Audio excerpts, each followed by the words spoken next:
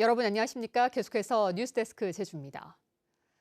본격적인 여름에 접어들면서 제주에서는 일부 해수욕장이 예정보다 빨리 문을 열었습니다. 올여름 해수욕장의 안전을 책임질 구조대도 활동에 들어갔습니다. 이따금 기자가 보도합니다. 드넓게 펼쳐진 모래밭과 푸른 바다가 시원하게 펼쳐진 해변. 밀려드는 파도 위로 몸을 던지며 성큼 다가온 여름을 맞이합니다. 내리쬐는 햇볕을 즐기는 사람들과 모래놀이에 푹 빠진 아이들이 어우러지며 그림 같은 풍경이 연출됩니다.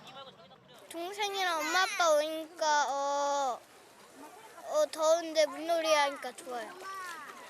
물에 들어가면 또 시원하고 또 이제 여기 나와서면 또 따뜻해갖고 이제 태닝하기도 정말 좋은 날씨더라고요. 전국에서 처음 제주의 해수욕장 5곳이 문을 열면서 여름의 시작을 알렸습니다.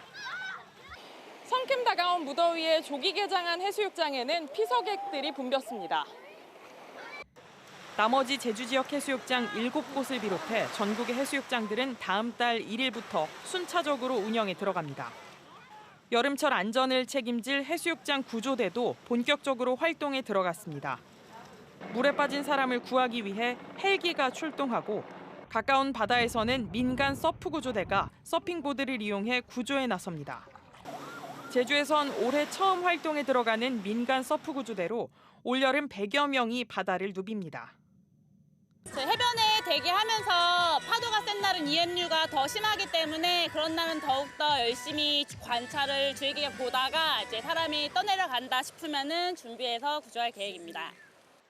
코로나19 사태가 끝나고 일상으로 돌아가 맞은 첫 여름 해수욕장들이 피서객들의 발길을 기다리고 있습니다.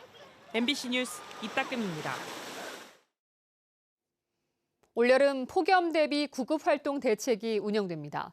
제주소방안전본부는 올여름 폭염에 대비해 오는 9월까지 도내 119 구급대 32곳에 얼음조끼와 얼음팩, 정제소금 등 폭염 질환 구급 장비를 갖추고 응급 상황에 대비하기로 했습니다. 기상청 등에 따르면 올여름 동태평양 해수면 온도가 1.5도 이상 급상승하는 슈퍼 엘니뇨가 나타나는 등 무더위가 예상되고 있습니다. 오늘 밤과 내일 제주 지역에 많은 비가 내리겠습니다. 제주 남부와 서부를 중심으로 시작된 비는 내일 새벽부터 돌풍과 천둥 번개를 동반해 시간당 최대 50mm의 집중호우로 확대되겠습니다. 또 산지를 중심으로 순간 최대 풍속, 초속 20m 이상의 강풍도 예상됩니다. 모레까지의 예상 강수량은 산지에 최대 300mm, 나머지 지역엔 200mm로 호우와 강풍특보가 내려질 것으로 보이며 바다의 물결도 4m까지 높게 일어 운항하는 선박들의 주의가 필요합니다. 건설노조 제주지부 관계자 3명이 구속됐습니다.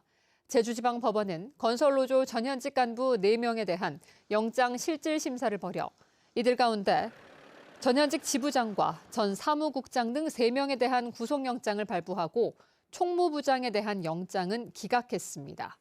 경찰은 지난 4월 도내 양대 건설노조에 대한 압수수색을 벌였고 사건을 넘겨받은 검찰은 지난 22일 이들을 채용 강요와 공동 공갈 등의 혐의로 구속영장을 청구했습니다.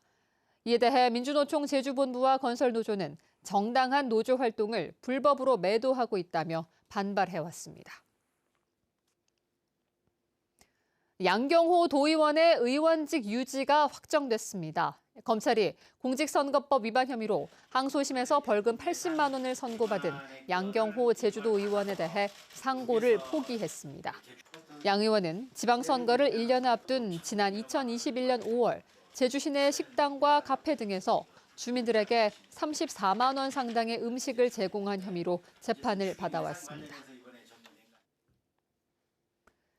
오늘 오전 11시 20분쯤 제주시 한림읍 금능해수욕장에서 40대 여성이 해파리에 쏘여 병원으로 옮겨져 치료를 받았습니다. 여성이 접촉한 해파리는 독성이 있는 푸른색 작은 불회관 해파리로 추정되는데 국립수산과학원은 최근 제주 해안과 해수욕장에서 독성 해파리가 나타나기 시작했다며 주의를 당부했습니다. 오늘 낮 12시 50분쯤 제주시 조천읍 함덕교차로 인근 도로에서 승용차 2대가 부딪히는 사고가 발생했습니다. 이 사고로 같은 차량에 타고 있던 일가족 5명과 맞은편 차량 운전자인 60대 1명 등 모두 6명이 다쳐 병원에서 치료받고 있습니다. 경찰은 운전자를 상대로 정확한 사고 경위를 조사하고 있습니다. 4.3을 다룬 제1작가 김석범과 김시종의 문학 세계를 조명하는 국제문학포럼이 열렸습니다. 제주도와 4.3 평화재단이 마련한 이번 포럼에서 김재용 원광대 교수는 두 작가의 작품은 난민의 세계문학으로 봐야 한다며 재해석을 통해 제1조선 인문학의 의미를 밝혀야 한다고 지적했습니다. 김석범 작가는 제주 4.3을 다룬 대하소설 화산도를 펴내 제1회 제주 4.3 평화상을 수상했고 김시종 시인은 일본 문단에 많은 영향을 미치고 있는 작가입니다. 뉴스데스크 제주였습니다. 여러분 고맙습니다.